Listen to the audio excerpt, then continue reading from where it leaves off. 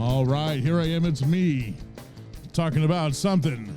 How's everybody doing today? Hope everybody's doing fantastic. Hope you had a great week and you're ready for the newest episode of 100% Richer. So if you're watching me on YouTube, feel free to go and click the subscribe button, click the like button, and then click that bell. And that way you can get notified whenever a new video comes up. And don't forget, if you are following me or listening to me on podcasting, Apple Podcast, Spotify, iHeartRadio, Pandora, and wherever a podcast is, there I am.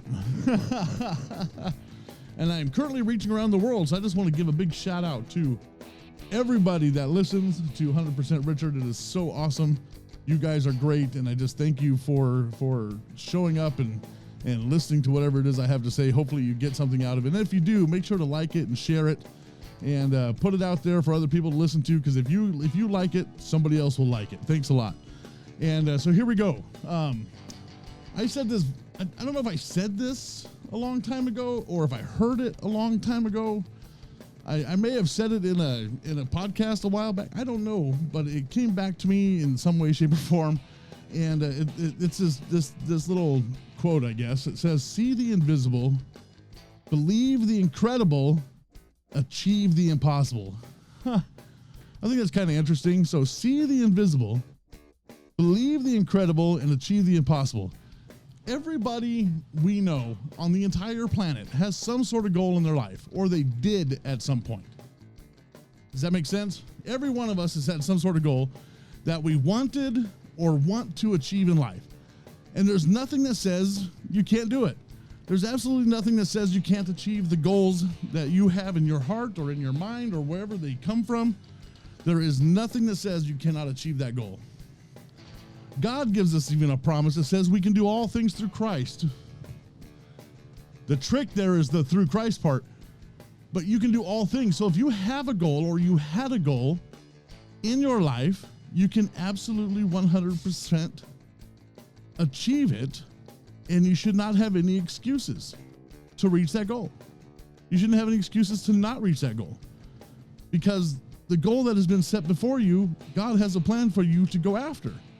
And we take our own thoughts and the things that the world tells us, and if we put those thoughts and the things that the world tells us and we put them before God, we're going to have a hard time getting to the goal that God wants us to be in. Well, yeah, I guess that's true, right?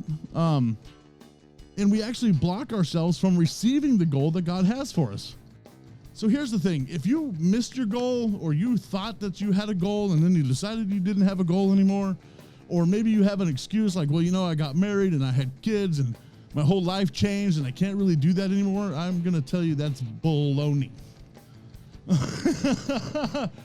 Because God will always give you time. I know a guy that just finished ministry school, awesome guy. He's got his own podcast, and he made an effort, and his whole family had to shift and change in order for him to get to ministry school and actually go through that 2-year process of ministry school.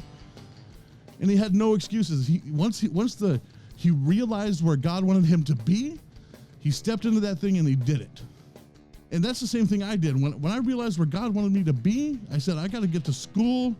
And I'm not a good learner. I'm not good at school. I never have been good at school.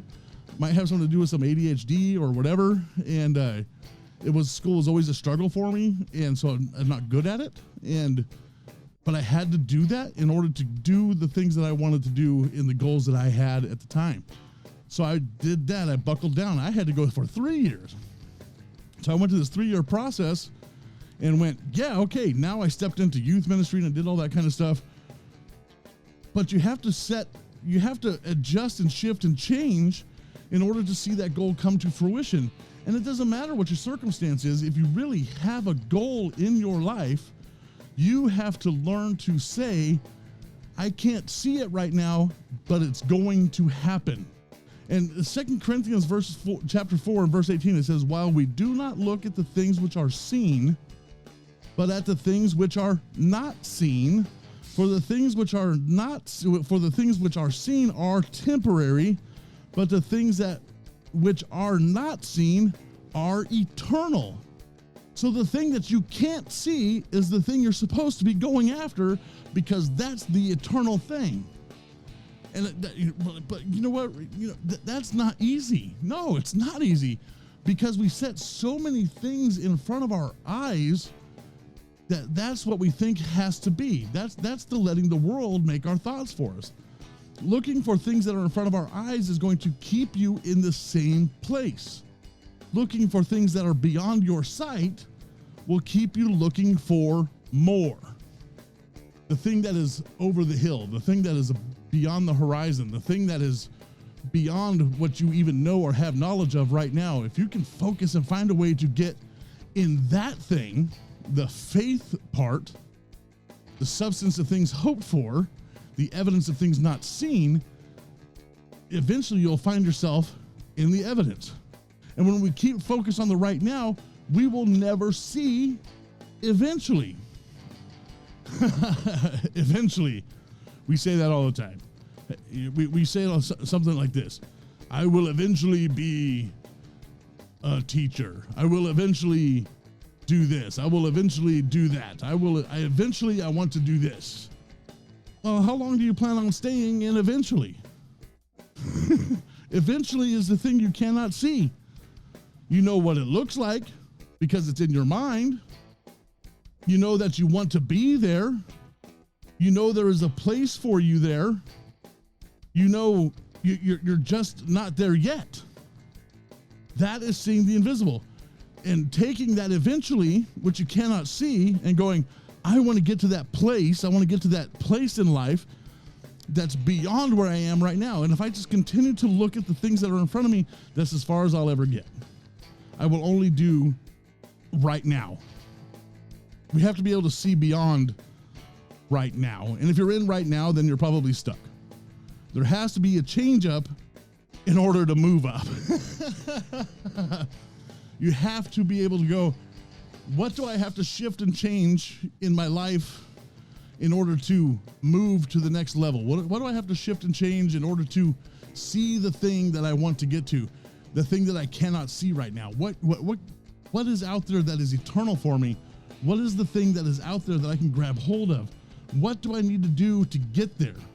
And there comes a time that we have to make a decision to do something that we have never done before.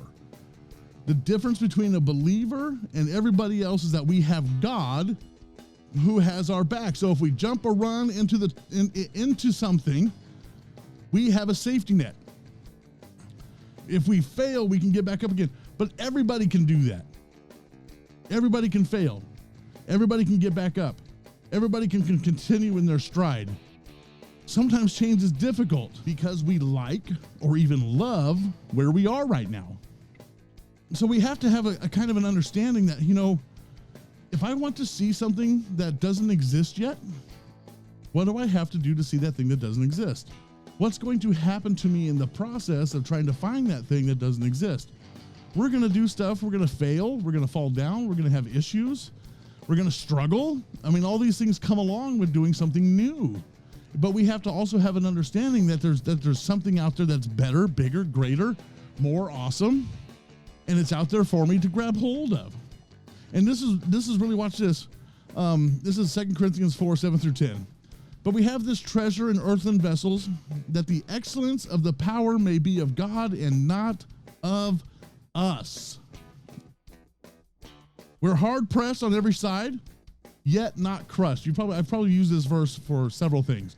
We are perplexed, but not in despair, persecuted, but not struck down, but not destroyed, always carrying about in the body the dying of the Lord Jesus, that the life of Jesus also may be manifested in our body.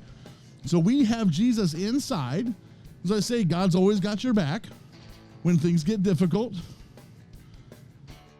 And we have to have an understanding that even if it gets hard, we're not crushed.